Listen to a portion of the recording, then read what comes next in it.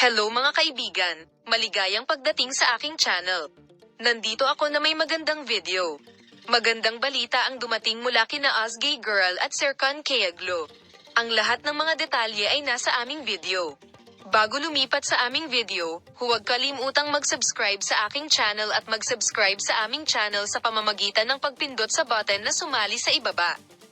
Si Ozgay Girl, isa sa mga sikat na aktor sa Turkish na telebisyon, ay gumawa ng hakbang sa pagiging ina. Ano ang sinabi ni Ozgay Girl, na namumuhay ng masaya at naghahanda na maging pareho? Tingnan natin, ang mga pahayag na ito ay nakakuha ng malaking atensyon mula sa mundo ng magazine at mga tagahanga.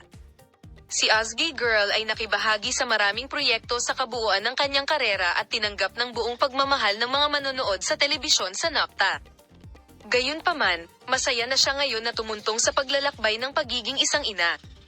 Sa pagpapahayag na ang pagiging isang ina ay isang karanasang puno ng responsibilidad at pagmamahal, binanggit ni Girl ang damdamin ng relasyon sa bagong yugtong ito. Ang pagiging ina ay isa sa pinakamahalaga at espesyal na karanasan sa buhay para sa maraming tao.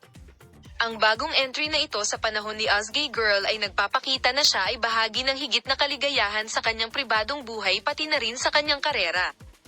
Ang mundo ng magazine at ang kanyang mga tagahanga ay sumusunod sa proseso ng pagiging ina ni Ozgay Girl ng may pananabik.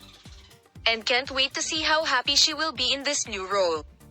Ang ganitong mga paghahayag ay nagbigay ng pagkakataon upang makilala ang panig ng tao at personal na buhay ng mga kilalang tao.